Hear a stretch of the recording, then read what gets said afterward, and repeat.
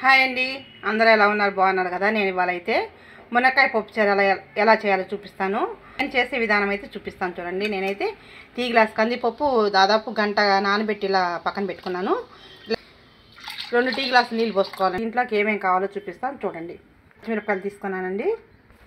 పచ్చిమిరపకాయలు టమాటాలు ఇలా కట్ చేసుకొని ఇప్పుడు మనం నానబెట్టుకున్న కందిపప్పులో వేసేసుకుందాం. ఆ పచ్చిమిరపకాయలతో పాటు కొంచెం కారం కూడా వేసుకోవాలండి. అచ్చం పచ్చిమిరపకాయలు బాగుండదు, అచ్చం కారం బాగుండదు. నేను 2 కలిపి వేస్తాను. కొంచెం పసుపు వేసుకుందామండి. ఇప్పుడు మనం మూత పెట్టేసి పొయ్యి మీద పెట్టేసి 4 విజిల్స్ రానివ్వాలండి. 4 ముక్కలు వేసుకుందాం. చింతపండు తీసుకున్నది, చిన్న నిమ్మకాయ సైజు అంతా చింతపండు ఇలా కడిగి నానేసుకోవాలండి. ఇవి పప్పుచారులో వేసే ఉల్లిపాయలు, ఒక ఉల్లిపాయ ఇలా కట్ చేసి పక్కన పెట్టుకోవాలి. వచ్చిన తర్వాత వేసి 2 విజిల్స్ రానిస్తానండి. ముందే వేసి చిదిరైపోతాయి, అందుకని నేను ఇప్పుడు చూపిస్తున్నాను. ఇవి నేను వేసాను. 4 విజిల్స్ అయిపోయింది. అలా 4 విజిల్స్ అయిపోయిన తర్వాత ఇలా ఉడికింది కదా, ఇలా ఉడికిన వాటిలో మనం ముందుగా మునక్కాయ ముక్కలు వేసి 2 విజిల్స్ రానిచ్చుకోవాలండి. ఇప్పుడు మళ్ళీ మూత పెట్టేసి ఇంకో 2 విజిల్స్ రానిచ్చుకోవాలా. కాబట్టి 2 విజిల్స్ రానివ్వాలండి. లేకపోతే మునక్కాయ ముక్కలు ఎక్కువ విజిల్స్ వస్తే చిదరైపోతాయి. మునక్కాయ ముక్కలు వేసిన తర్వాత 2 విజిల్స్ అని చెప్పాను కదండి, బాగా ఉడికిపోయినాయి. ముక్కలన్నీ ఒక ప్లేట్లో తీసుకుందాం. ఇలా పక్క ప్లేట్లో తీసుకోవాలండి. ఇప్పుడు ఉడికిన పప్పులోకి మనం ఉల్లిపాయలు వేసేసుకుందాం. నేను ఉల్లిపాయలు లాస్ట్ ఇప్పుడు ఎందుకు వేస్తానంటే ముందే వేస్తే చిదిరిపోయి ఎక్కడ ఉల్లిపాయ కనిపిస్తుంది.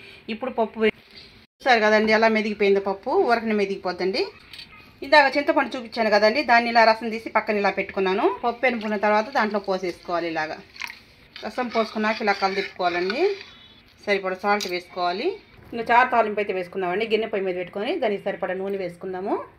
నేనైతే తాలింపుకి కొంచెం ఉల్లిపాయ, కొంచెం తాలింపు గింజలు, కరివేపాకు, ఎండుమిరపకాయ, తెల్లగడ్డ వేస్తానండి. తెల్లగడ్డ వేస్తేనే పప్పు అయినా పప్పుచారైనా ధన్యవాదాలండి పడితేనే. 2 పచ్చిమిరపకాయలు కానీ ఇలా చీలికలు చేసి వేసుకోవాలండి తాలింపులో. ఇప్పుడు నూనె వేడెక్కింది, మనం రెడీ చేసుకుని పోపు వేసేసుకున్నాం. చూసారు కదండి, తాలింపు అలా వేగిన తర్వాత మనం పప్పుచారు పక్కన పెట్టుకుని పప్పుచారు పోసేసుకోవాలి. ఇలాగా చూసుకోవాలండి. ఒకసారి పులుపు అన్నీ చూసుకొని ఇలా నీళ్ళు పోసుకోవాలండి. చూసారు కదా పప్పుచారు ఎలాగా చేసుకుంటాము. కొంతమంది చిక్కగా అంటే ఎవరు చేసుకునే విధంగా వాళ్ళు చేసుకుంటారు. నేను చేసే విధానం అయితే మీకు చూపిస్తున్నానండి. దీని తర్వాత మునక్కాయ ముక్కలు వేసుకోవాలా. ఇప్పుడు ఇలా చారు తెరిలేటప్పుడు మనం పక్కన తీసి పెట్టుకుని మునక్కాయ ముక్కలు వేసేసుకోవాలి. మునక్కాయ ముక్కలు వేసిన తర్వాత 2 నిమిషాలు తెరలించుకోవాలండి. అంటే మనం ఉల్లిపాయ లాస్ట్ని వేసాం కదా, ఆ ఉల్లిపాయ ఉడికేదాకా తెరలించుకోవాలి. ఒక 2 నిమిషాలు సరిపోద్ది. అయిపోయిందండి, రెడీ అయిపోయింది. నేను చేసిన మునక్కాయ పప్పుచారు రెడీ అయిందండి. మీకు కానీ నచ్చితే ఓ మంచి కామెంట్ చేయండి, లైక్ చేయండి. కొత్తగా ఎవరైనా నా ఛానల్ చూస్తే సబ్స్క్రైబ్ చేసుకోండి. మా పప్పుచారు అయితే